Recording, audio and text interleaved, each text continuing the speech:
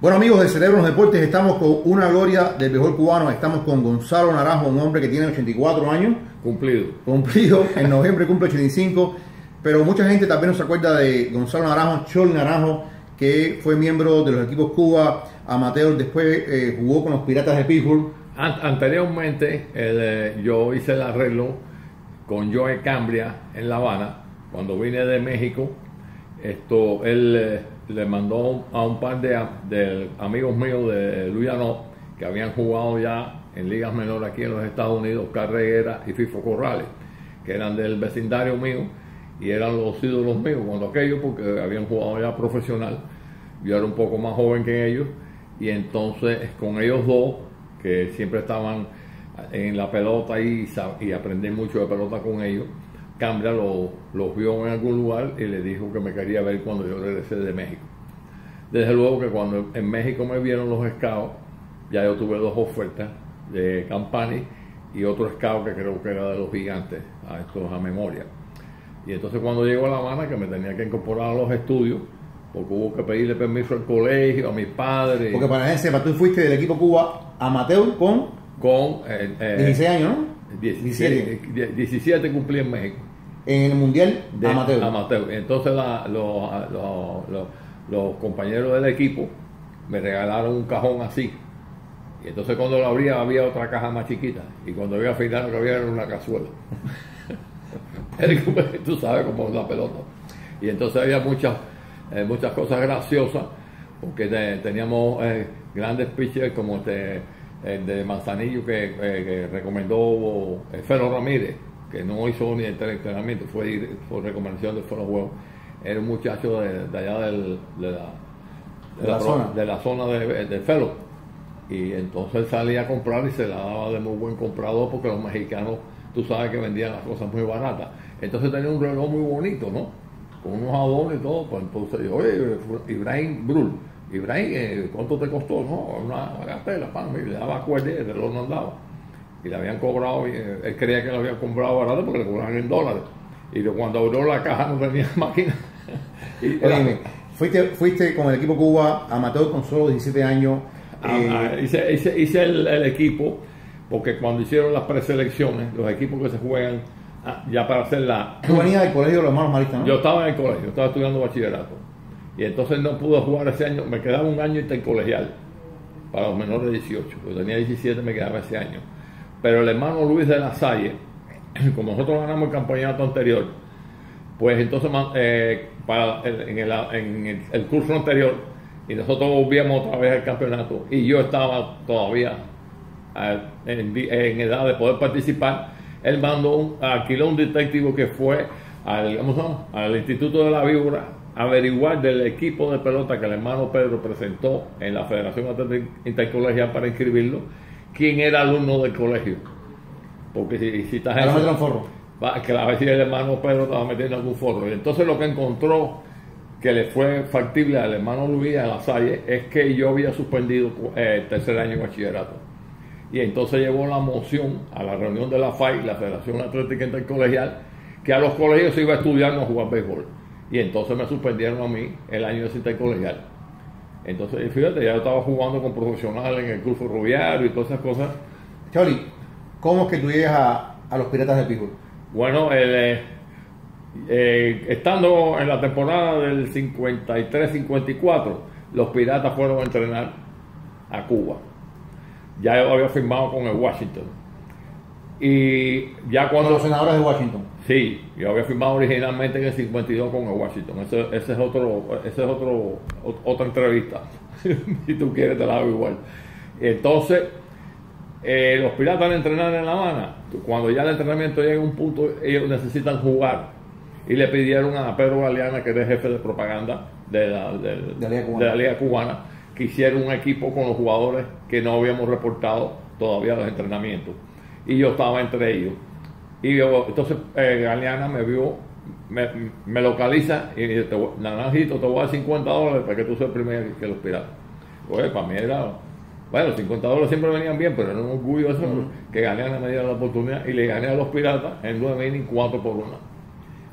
Entonces Brian Rickey, desde luego, que el gerente general, estaba viendo juegos y Bobby Bryant era el manager de las Mendares. Entonces cuando Ricky me llama, Bobby le dice, oye, y le dice, no, yo soy quien es, como diciendo, yo soy lo que él tiene. Y entonces lo que hicieron, como yo tenía contratos de Grandes Ligas y no me habían subido, entonces estoy disponible para el draft del invierno, y Ricky me cogió en el draft. Wow. Y ahí reporté a los Piratas, y entonces inmediatamente cuando reporté al campo de entrenamiento de los prospectos de los Piratas. Y ahí ahí cuando hago la amistad con Mazeroski, que tenía 17 Bill Mazeroski. Bill Mazeroski tenía 17 años, y era un muchacho, ¿no?, del interior de Akron, Ohio. Ellos tenían una finca que vivía con su mamá y su papá. Yo los conocía todos por la relación que establecimos. Tú estuviste con los Piratas un año básicamente en Grandes Ligas. Sí, yo tuve el 55, que es el año que ellos me cogen en el draft. Cuando se terminó el entrenamiento, todo el mundo sabía que yo había hecho el equipo. Y entonces, entonces Bland Rickey, estamos ya bateando en práctica para romper el campo ya. Bland Rickey viene caminando al right field, que estaba con el mexicano Felipe Montemayor, que había jugado en Cienfuegos, y habíamos coincidido en la Southern League, en la Asociación del Sur, y yo estaba jugando con Chattanooga y él estaba jugando con el equipo de New Orleans, que pertenecía a los Piratas de Pittsburgh, y el gerente general en ese momento en New Orleans era Joe Brown, que fue el que sustituye a Bland Rickey como gerente de las Mendares, de los Piratas. Y Ricky va caminando para allá, y Montemayor me está dando patadita, dile que no, porque ya sabía que él parece que ya se imaginaba lo que Ricky dice, que mira Naranjo, nosotros y todo el mundo sabe que tú hiciste el equipo, pero yo quisiera pedirte que fuera un año a ligas menores para que tenga ese año de experiencia under your belt, como dicen aquí. Y yo, que sabía que me iban a mandar para Hollywood, donde estaba Bobby Bryant, yo me fui contentísimo y me fui para allá, para Hollywood, y entonces estuve en Hollywood 55 y 56, y en 56 a mitad de temporada nos subieron a Mazeroski y a mí. Wow, Bill Mazeroski, que es uno de los grandes. Era el compañero del cuarto mío desde entonces. De todos los tiempos. Yo tengo fotos y todo de la entrevista que nos hicieron en Los Ángeles, de la periodista norteamericana, que es manager, Clay Hopper, que es el que managea en Montreal, y le dieron a Jackie Robinson, el manager de nosotros. Wow. Ahora, Naranjo, tú no tuviste mucho tiempo en las mayores porque tuviste lesiones, ¿verdad? Sí, fueron cosas de salud, más bien, y cosas de la vida. Pero fuiste una figura importante con el Almendares, ganaste Series del Caribe. Bueno, un poquito eso de cómo era la Liga Cubana en esos tiempos. No, chicos, la Liga Cubana era el sueño de todos los muchachos en el vecindario, en cualquier lado, jugar en el Champions, y sobre todo, yo no quiero hacer ninguna diferencia con esto.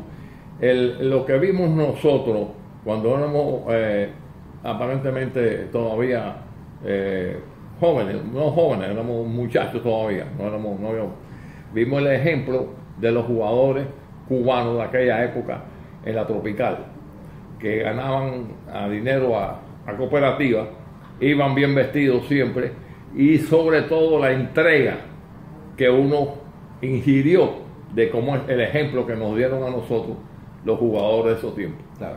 Si tú ves las tiradas que se hacía Alejandro Crespo, Silvio García jugando el shortstop, y Regino Otero jugando la primera base, aquello. ¿Crees tú, Naranjo, que esa época de los años 50 es la mejor época del béisbol cubano? Bueno, desafortunadamente. Cuando se ganaban todas las series del Caribe y Cuba no tenía rival. No, que va. Nosotros ya la liga tenía el acuerdo con el béisbol organizado, o sea, los ganas el béisbol, que permitían 8 jugadores americanos por equipo.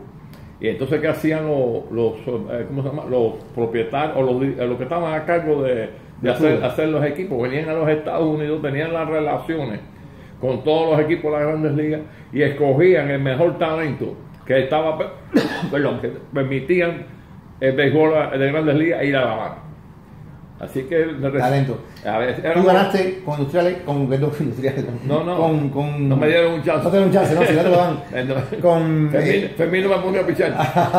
Con Almendares tú ganaste en Cuba y ganaste también la Serie del Caribe, ¿no? Yo gané un juego en la Serie del Caribe que nosotros no ganamos en el 55 en Caracas, pero salvé a Cuba de quedar en último lugar. Wow. Entonces el periódico Naranjo salvó a Cuba, porque gané el último juego a Panamá, que lo gané, creo que fue 4-2, 4-1, y piché los 9 innings. ¿Cuál fue tu última temporada en Cuba? la última que se jugó. Ahora, un cuento que yo quiero que le hagas a la gente que nos sigue. ¿Cuántos peloteros cubanos había en Grandes Ligas en el momento en que Cuba dice, corto aquí? Bueno, yo te voy a decir el total de jugadores que veníamos a los Estados Unidos a jugar, no solo en Grandes Ligas. En el 61, cuando se acabó todo. Se acabó el profesionalismo, con permiso, había 556 cubanos que veníamos a jugar pelota a los Estados Unidos. 500 cubanos veníamos a jugar pelota. De todos ellos, ¿cuántos se quedaron y cuántos regresaron? Regresamos nada más como 150 y pico. Nada más que regresamos. ¿Y tú regresaste? Yo soy uno de ellos. ¿Y tú regresaste por un problema de salud? Yo ya se me había presentado 2 años antes, que después se descubre aquí por lo que producía ese tipo de afección que adelantaba el mal de Parkinson, la estereclerosis, es lo que me estaba pasando a mí. Y es que duermes y el cerebro no te descansa. Ya. Y la afección esa se le llamó, en inglés yo sé el nombre, perdón, no importa. Sleeping apnea. Y se me descubre aquí en el 99, yo lo estoy padeciendo desde el 57. Tuve una recaída primero en el 59, en el 60 que ya iba para Grandes Ligas. Ahora, para que la gente sepa, viraste para Cuba por el tema de salud, y te quedaste en Cuba ¿hasta qué año? Hasta el 81. Hasta el 81. Del 91 al 81. Del 61 al 81. Y ahí es un dudú. Aquí vengo de visita después que por cuestiones personales de allá en La Habana, ya la familia mía de aquí, los amigos míos dicen, bueno, Choli, ya tuviste 30 años ya, te divorciaste, ven para acá. Le digo, ok. Ya yo había pedido el traslado porque estaba trabajando en Guanabo y me fui para casa. Había roto con mi matrimonio. Y entonces cuando voy al municipio de 10 de octubre de Linden para buscar si había plaza, porque buscar una plaza para el traslado de Guanabo, y la suerte que tuve que fue en las vacaciones. ¿Pero volviste no a Cuba? Ah, sí, porque ya nada más que estuve trabajando ahí en La Habana hasta que me llegó la salida, ya había en casa de mis primas hermanas, por parte de papá, las 3 eran catedráticas de la Universidad de La Habana de Química, porque eran muy estudiosas y muy buenas, habían estudiado en muy buenos colegios en la época anterior. Y ellos pues decidieron hacer sus carreras allí. Y en esas relaciones con el esposo de Nenita, la mayor, vino esta muchacha Isabel Martínez Mota, que era relación del esposo de Nenita, de Ricardo, que era a su vez el primer médico que estudió en Montreal y se graduó. Es decir, que tú fuiste para Cuba, ¿en qué año? Bueno, yo estuve aquí 3 meses en el 91 y regresé por ella porque ella no quiso venir. En el 81. Yo estuve en el 81. ¿Y regresaste para Cuba en el 81? No, en el 81 regreso. Después que estuve aquí 6 meses, ella no quiso venir tampoco. Y entonces regresé por ella porque yo lo necesitaba. Yo necesitaba curarme de lo que me había pasado. Ya. Que no tenía que ver nada con los hechos. Era una cosa que era mi salud y yo entendía que yo necesitaba esas relaciones. Y fueron las que en realidad... Cuando tú veías la pelota después, Choli, ya que tú estabas en Cuba, y estuviste en Cuba hasta los años 90, si no me equivoco, ¿no? Hasta el 91. 91, y ahí sí ya viste definitivo. No, vine en definitivo en 95. En 95. Porque en ese proceso estuve con Isabel, que era microbiólogo del Instituto de Curie, y ya estaba viajando con el quitazo. Eres un enamorado. No, lo necesitaba espiritualmente. Bueno, dime una cosa, cuando tú veías después la pelota que tuviste en Cuba, en los años 60, 70, 80, y tú la comparabas con la pelota cubana de la Liga Profesional. Bueno, al principio, como todo, ¿me entiendes? Le tomó un tiempo, y yo celebro a los trabajadores cubanos de Linden y del béisbol, hicieron un campeonato como 5 o 6 años después, que aquello fue porque ya se reunió la cosecha de toda la isla, porque lo que no se ha llevado a colación es que los jugadores cubanos, con academias en todo el país se quedó con todo el talento que antes venía a los Estados Unidos. Claro. Y lo desarrollaron allí los propios profesores, que inclusive muchos de nosotros fueron profesores de nosotros, y se quedaron grandes estrellas del béisbol cubano que trabajaron y una de las personas que pero era Ramón Carneado, que fue un maestro del deporte, porque el conocimiento que tenía Ramón y la dedicación, pero bueno, y Fermín Guerra participó y otros jugadores de profesionalismo, más ¿Tú crees que esos primeros años de la pelota en Cuba, después de Fidel Castro, eran de desarrolló porque todo el talento del país que antes se firmaba para los Estados Unidos lo tenían allí? ¿Cuál tú crees, de toda esa pelota que tuviste en Cuba, cuál fue el mejor momento? Te estoy hablando como 5 años después. 65, 66. 5 años después del inicio del INDE, se dio un campeonato en La Habana, que aquello fue una maravilla, porque todas las Pero islas, tú la consideras al nivel de la pelota profesional cubana. bueno, el problema de la pelota profesional cubana, que a su vez recogía lo mejor de esa cosecha, Ya. porque había 8 americanos de calidad, y tú para jugar para hacer el cupo de los rosters, tenías que estar por arriba de todos los jugadores que existían en Y el por país. ejemplo, ¿qué pasó después de esos años 60? ¿Qué te pareció? Bueno, y después empezaron a venir las dificultades económicas y etcétera, y ya no se pudo hacer el mismo trabajo, cambiaron los planes de trabajo del propio... ¿Tú crees que todos esos peloteros, por ejemplo, de los 80, los Víctor Mesa, los Muñoz, todo hubieran jugado en Grandes Ligas? ¿De dónde salimos nosotros? Claro. Somos las mismas personas con diferentes collares, pero los mismos jugadores de pelota, en una formación diferente, y se quedó. ¿Tú crees que alguna vez Cuba vuelva a recuperar ese lugar que tú? Bueno, eso es lo que soñamos todos siempre, ¿no? Porque ya el contrato estaba hecho con Ford Frick, que era el comisionado de Grandes Ligas. Yo le hice ese trabajo al hijo de Maduro, a Jorge. Como yo tengo todos los datos de la web y todo que se me permitió en la Universidad de Miami, que está la discoteca, está toda la información de los periódicos y las web y todo eso, y me lo permitieron. Cuando tú ves un muchacho ahora cubano en Grandes Ligas, ves por ejemplo a un Abreu, a un Gurriel, a un Puig, ¿qué sientes? Bueno, a mí me dio risa con Puig. Como yo jugué en Hollywood, yo conozco la fanaticada de Hollywood, que es diferente a toda la fanaticada de los Estados Unidos, que era la mejor del mundo. Los fanáticos, cuando yo jugué, era el estadio en silencio. Tú jugabas en contra del equipo que estaba ahí y hacías un error y te aplaudían. Para que tú me entiendas, no te sintieras mal. Te aplaudías cuando salías de la jugada. Entonces el público se quedaba calladito. Cuando venía una jugada, tú sentías el murmullo y después salía tranquilo. Aquello era una maravilla, hecho. Y tenían un trato. ¿Extrañas aquellos tiempos? Figúrate tú. Para mí fue el sueño de mi vida. Porque mi tío Ramón vino a jugar pelota aquí desde que yo estaba nacido. Y entonces en casa estaban todos los récords de él. Todavía tengo el hijo, yo le di un libro que con recomendación de Formol, persona que hace scrapbooks. De luego se ha perdido mucho, no sé por qué razón. Y él jugó y fue manager de la Almendares, fue champion bate en Cuba. Quedó empatado en primer lugar como manager de la Almendares con Miguel Ángel González. ¿Dónde disfrutaba Juan más? ¿En Grandes Ligas o en Cuba? No, yo no tenía las dos cosas. Yo fui un afortunado de la vida, y como otra cosa que fue muy importante en mi vida, que en el sistema educativo de la época mía, tenía que aprobar inglés 6 años antes de entrar a la universidad. Wow. O si no, no pasabas de grado. Oye, Choli, pues nada, ha sido un placer tremendo, señores. Búsquenlo si quieren. Gonzalo Naranjo, estrella cubana en la Liga Cubana, estuvo con los Piratas de Pittsburgh y una vida romántica. Y es una cosa que yo tengo los videos.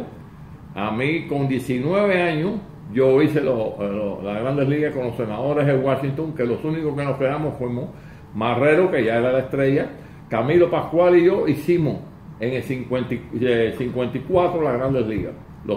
Son los 3 únicos cubanos que nos quedamos ese año, de todo el grupo que fue. Y entonces yo tuve un entrenamiento muy bueno y me dieron el contrato de Grandes Ligas y me llevaron a la inauguración de la temporada con mi contrato de Grandes Ligas, pero era un contrato retroactivo. Si me quedaba en Grandes Ligas, ganabas el sueldo de Grandes Ligas. Y si te bajaba, ganabas 600 pesos. Se llaman contratos retroactivos. Pero bueno, me llevan a DC, ¿te das cuenta? Hicimos todo el viaje desde Orlando por tren, y entonces íbamos junto con el Cincinnati. Y cada vez que había una parada de un día, jugábamos en contra del Cincinnati. Y así hasta que llegamos a DC, eso fue de ver a todos Kresuski y a toda esa gente.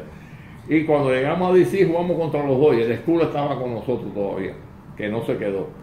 Y en Opening Day, tú sabes que la costumbre que se estableció aquí por muchos años era que el presidente tiraba la primera pelota. Okay.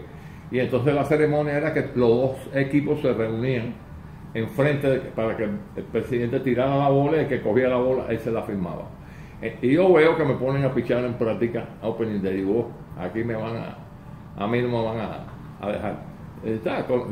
Entonces cuando vamos para el cuarto de vestir, como éramos home club, tú sabes que el home club practica una hora primero. Vamos para los cuartos de vestir a cambiarnos.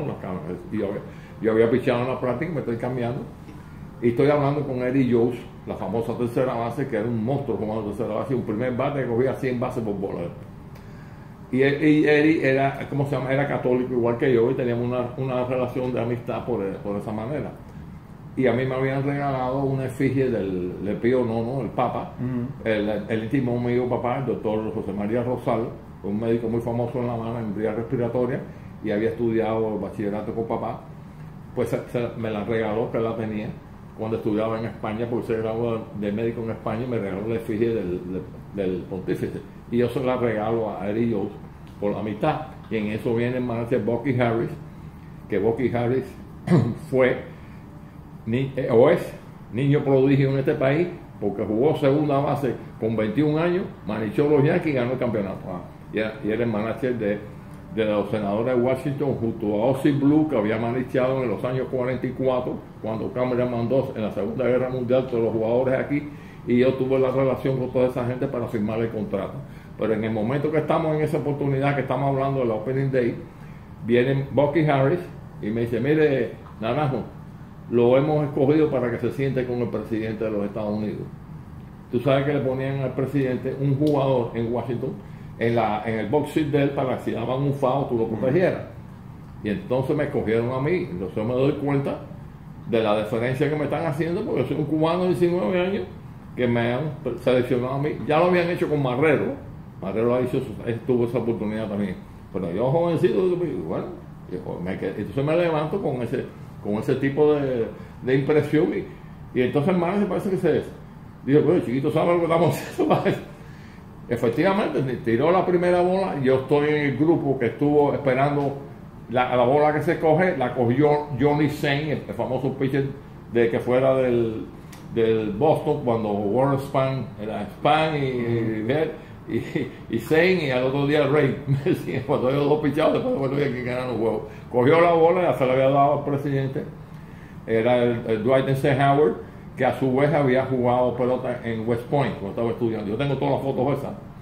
Y entonces, ya se termina toda la ceremonia, los dueños, los Griffin, le habían regalado al presidente Eisenhower un guante Wilson de esos nuevos, y tenía la bola. Y entonces me dice Harris, yo estoy sentado ya en el dogado para que empezara el juego, pero lo que faltaba, me dice, ve a la mano. Y cuando voy caminando hacia el asiento de él, el presidente tiene la bola y el guante y dice, oye, coja ahí, y nos tiramos en el terreno de pelota. Yo creo que ha sido la única vez que un presidente se haya tirado, en mi conocimiento, ¿no?, con un pelotero. Y he tratado de conseguir la foto esa porque nadie tiró una foto que haya aparecido todavía. Bueno, gracias Gonzalo Naranjo por estar con nosotros. Y encantado. Mucha suerte, ¿ok? Oye, ¿qué tú quieres más? 84 llamadas. Ya llegué hasta aquí.